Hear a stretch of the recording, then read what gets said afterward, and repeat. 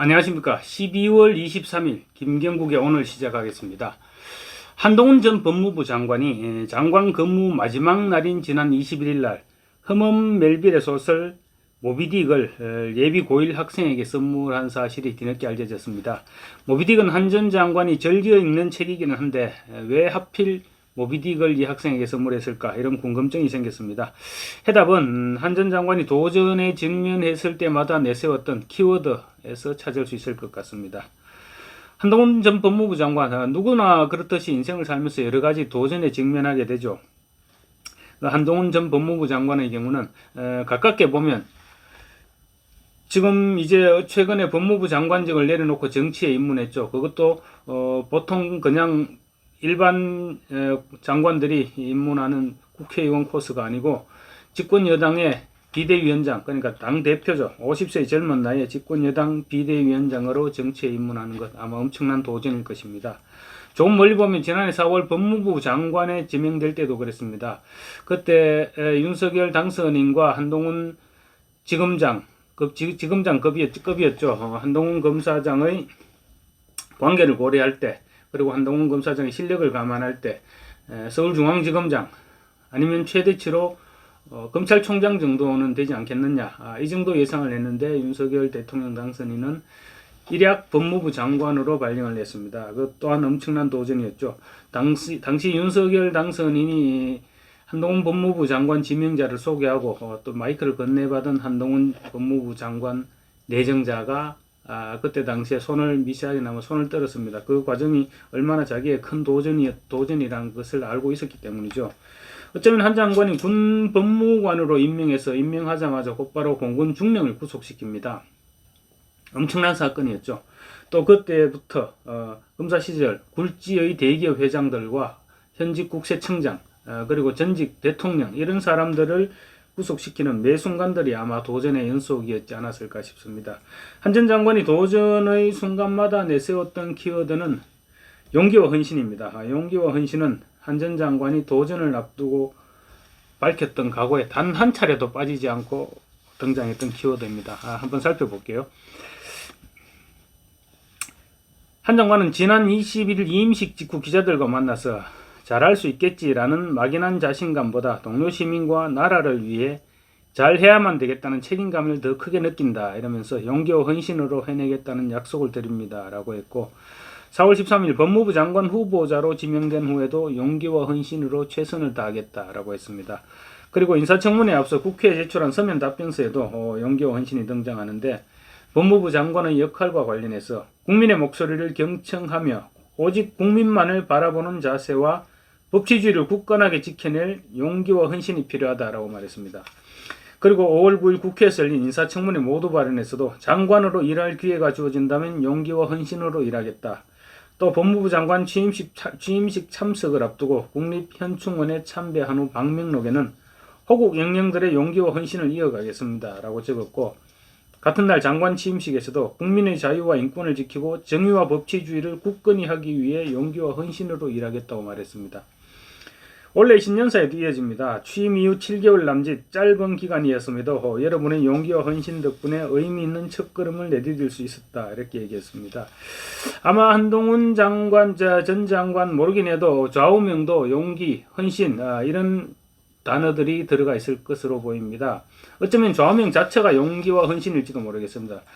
이처럼 용기와 헌신은 한 장관이 공직을 수행하면서 가장 중요하고 헌신적인 덕목으로 삼았던 키워드였다고 할 수 있겠습니다.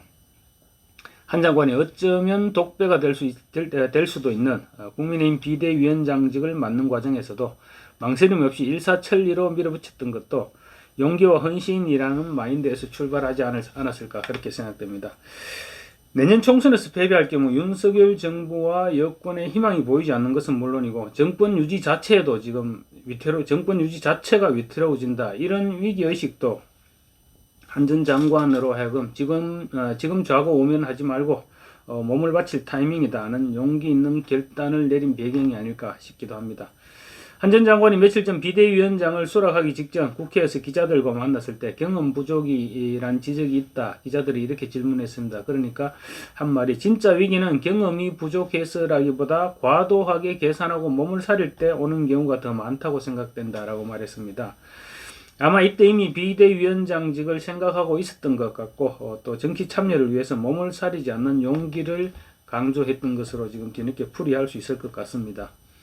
한 장관이 지난해 8일 신임 검사들과 만난 자리에서 제 인생을 결정하는 데 있어서 염두에 두고 있던 건 큰 결정은 과감하고 심플하게, 작은 결정은 부드러우면서도 좌고우면하며 해야 된다는 것이다 라고 말했습니다. 한 장관은 그러면서 이 자리에서 모비딕을 언급했습니다. 허먼 멜빌의 책 모비딕을 좋아한다. 고래를 두려워하지 않는 자 내 배에 태우지 않겠다는 구절을 굉장히 좋아한다. 용기에 관해서 쓴 말이라고 했습니다. 모비딕은 소설 속 등장인물인 에이허브 선장이 고래 모비딕에게 다리 한쪽을 열어서 이에 복수하기 위해 모비딕을 쫓는 내용이죠. 한 장관이 예비 고1 학생에게 모비딕을 선물할 이유를 알 수도 있을 것 같은 부분입니다.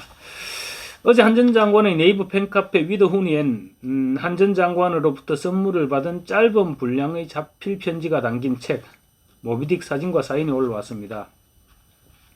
자신을 예비 고등학교 1학년이라고 밝힌 글 작성자 A양은 학교를 마치고 집에 가보니 법무부 장관실에서 온 소포가 와있어 깜짝 놀랐다. 예전에 어머니와 함께 한 땀 한 땀 만든 새 보석 십자수 작품과 진심 어린 편지 한 통을 법무부로 보냈는데 답신이 도착했다라고 했습니다. 이 학생이 예전에 보냈다고 하는 걸로 봐서 아마 한 전 장관이 보석 십자수 작품 그리고 편지 받은 지가 기간이 조금 지난 것 같습니다. 근데 한동훈 전 장관 기억했다가 법무부 장관직을 떠나기 전에 답신을 보낸 것 같습니다.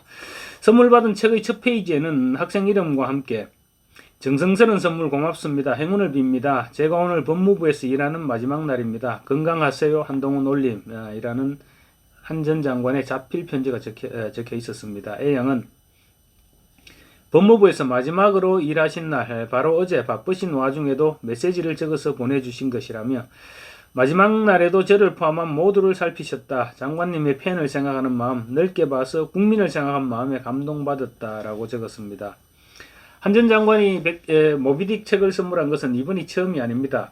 한 장관은 그동안 법무부 장관실로 보내오는 지지자나 시민들의 편지에 대한 답례로 책 선물을 종종 보냈던 것으로 전해지고 있습니다. 지난 9월에는 서울의 한 초등학교 4학년 남학생이 한 전 장관에게 편지와 함께 포켓몬스터 꼬부기 스티커를 선물했습니다.